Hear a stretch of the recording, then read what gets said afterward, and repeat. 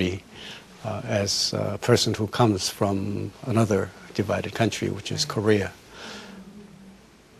I didn't solve the problem because it was very difficult to solve, but I am glad that I was able to keep things relatively calm. Certainly the situation did not become worse. So that was one interesting stint. Another very, I think, important task was to work on in the inquiry commission on the genocide in Rwanda. And there was the accusation, criticism, that the United Nations did not do enough to prevent the massacre. And some of us were asked to look into the matter and to see how we can prevent a recurrence of a situation like that. Yeah. Yes. On behalf of the Republic of Korea and well, on behalf of the country, you must have delivered many speeches and completed negotiations. What was your most memorable moment in terms of your political negotiations? I became Minister of Foreign Affairs in March of, in February of 1993. And then in July of 1993, there was a human rights conference in Vienna, Austria. And at that time, I was able to deliver a speech on the progress in human rights in Korea. Remember, that was the first genuinely democratic government that I served in. And when I said human rights have arrived in Korea, I was very moved by my own the remark, and I think everybody in the big auditorium was very impressed with what I had to say, and that was the most memorable moment of my service as foreign minister. I see. Okay. Stan, when was the most painful moment? That came when I was serving as ambassador in the United States. Mr. Kim Sun-il, as you remember, was abducted by the terrorists in Iraq. And later, it turned out that they executed him. And serving as ambassador in the United States, it was, I had to find out what was happening and try to do everything to save his life, in which we could not succeed. And therefore, when we heard that he was killed, I was quite devastated. Yes.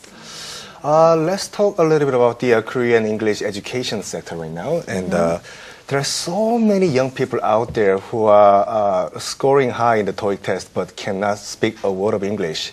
So, Mr. Professor, how do you evaluate the importance of English speaking ability, and what do you think is the most important, worst problem that has to be fixed in Korean education sector? Speaking is very important. You don't have to be very rapid talker. You don't have to talk too much, but it is important that you speak correctly and you speak in an articulate way and you speak with substance.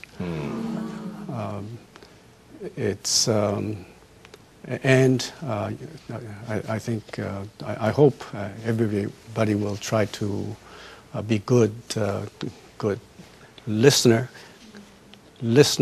and good hearer. You have to have good ears. I'm not going to give an English lesson here, but there's a difference between listening and hearing.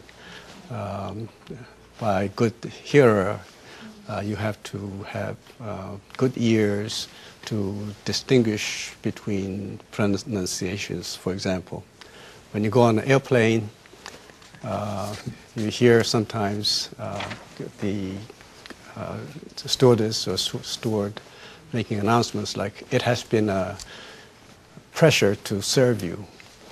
Now, there's a difference between pressure and pleasure. Yes. And when you say, "It has been a pressure to serve you," that means I've been very pressed. There was a lot of stress in serving you. Of course, it's different from pleasure. But when you listen to these different words, you have to be able to distinguish them. 네. So let's mention a little bit about the young people out there too.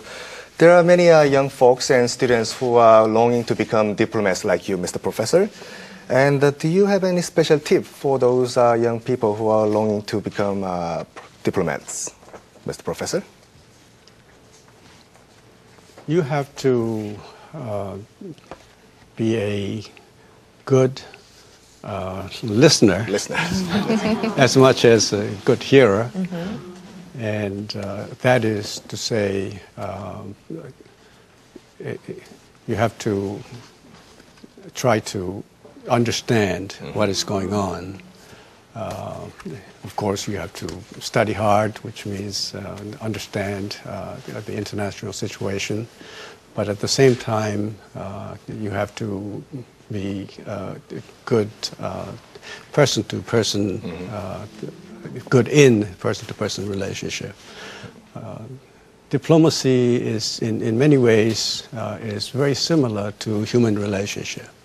And so in negotiating, in making demands, or in dealing with pressures from other countries, you have to be balanced, you have to be calm, but you have to be sometimes very firm.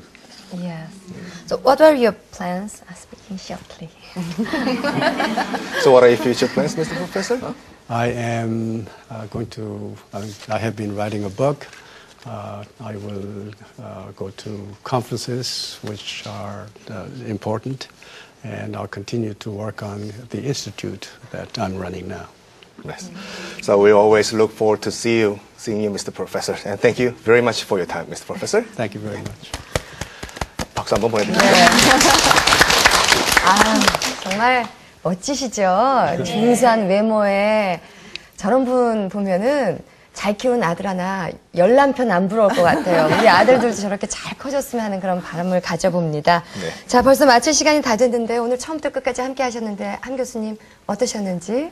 지금 쇼틀리? 쇼틀리 하겠습니다. 한 교수님 말씀을 들으니까 진짜 어떻게 말하는 것도 중요하겠지만 무엇을 말하는 게 가장 중요한 것 같습니다. 그러기 위해서는 한 교수님 아까 방을 잠깐 봤는데 책이 굉장히 많으셨던 것 같아요. 책을 많이 읽어서 많은 지식을, 정보를 얻어서 그걸 갖다가 배출해낼 수 있게끔 하는 게 가장 좋은 방법인 것 같습니다. 네. 네.